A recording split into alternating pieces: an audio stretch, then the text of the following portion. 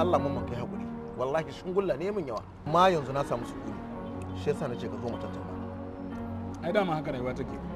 Wata ran sai kaga abubuwa sun haɗu sun yi mutum yawa. Dole sai dai a biya hankali. Haka ne mamun in ce dai lafiya. A lafiya kalau. Na san kana sane da cewa yau kusan shekara 2 da rasuwar matata. Kwarai ko ina sani. Gani ne bai kamata ce ina zaune haka ba tare da mata ba. Shine na yanke hukunci. Ko don yayana ya kamata in sake yin wani aure domin su samu uwar da za ta kula da su. Wannan shine daidai domin ku nima ina da niyyar shawartar ka. Babban dalilin da yasa na bukacin haɗu da kai shine neman izini. Neman izini kuma? Kwarai kuwa Mansule. Neman izinin auren diyarka Salma. Ina neman dama a wurinka domin mu fahimci juna da ita. Kash, wani hanzari ba gudu ba. Kwanaki 3 da suka gabata wasu matasa sun zo neman izini a gare ni. Kamar yadda kai ma ka bukata kuma na ba su dama. Na ji ka takaici sosai da ba kai ka fara zuwa ba. Kasancewa yadda muke mutunci da kai. Ba komai Mansule. Ka san aka ce rabon mutum bai wuce shi. Amma bari mu gani in sun samu fahimtar juna kai sai kai haƙuri amma idan an samu akasin haka sai ka zo ka gwada sa'arka. Ba damuwa Mansule, ni kan dai ina na akan bakata.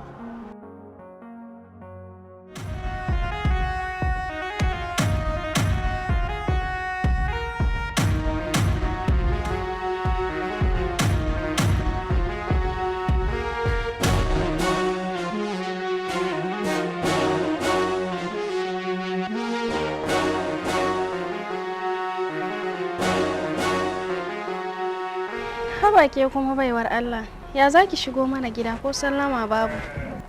Gaskiya hakan bai dace ba. Ke ce Salma? Ni ce Salma. Na zo ne domin in ja miki kunne, tun dare bai miki ba. Saboda naga kina son shiga gonar da ba taki ba. To ki mai da hankalinki, saboda ni kadai ce ta Nasir. Ina ga da alamun ke mahaukaciya ce, ko dai notin kanki ya kunce. Tun da wuri ya kamata ki shafa wa kanki ruwa in ba haka ba za ki ƙone. Ke nan har wata abar tsoro ce? To wallahi zan yi komai akan Nasir. Wai me yake faruwa ne? Yawwa.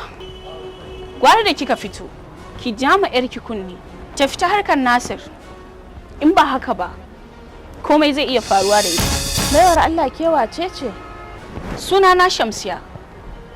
Ko ki ce Shamsi baby. Ko kuma ki ce matar Nasir. Ke? Ki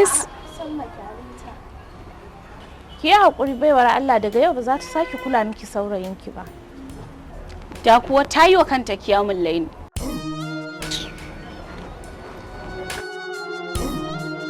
Salma wane ne kuma Nasir? Ina tambayar ki kin yi shiru. Anti Fati shine wanda nake so in aura. Zaran an miki magana sai ki kama yin ki tafi ɗaki, ya kamata ki dai canja.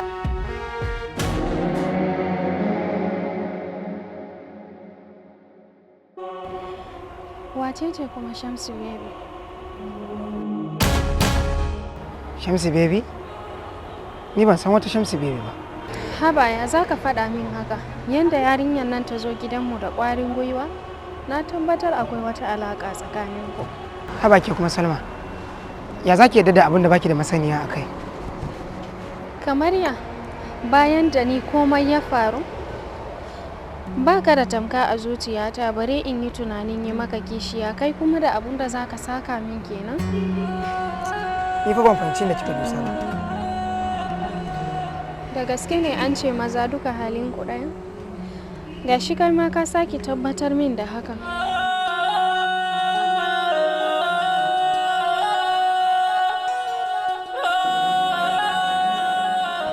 Salma, dama baki yarda da ni bane?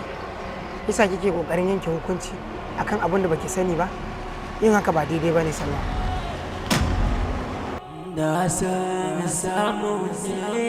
Saboda ina faɗan gaskiya na ne kake gaya min haka?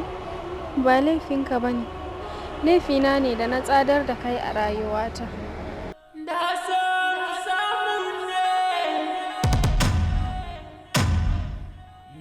Son Samu Ne.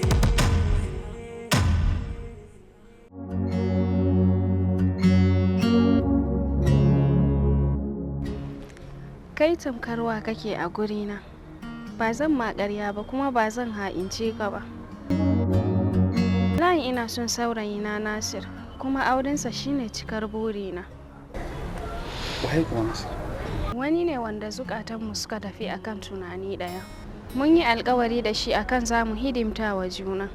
Idan har kai na aura ba Nasir ba, to wallahi ba zan yafe wa kaina ba. Sabida na yaudari masoyin gaskiya. Babu shakka kin mutu akan san Nasir. A gaskiya ba zan iya hana kaina kula ki ba. Wallahi ina son ki kuma zan ci gaba da son ki. Yanzu ya kake so in yi da kai? So nake ki dan aure ki. A'a, ba zan iya ba. Har gobe baka gushe a matsayin wa a gurina ba. Don Allah ka ci gaba da riƙe matsayinka.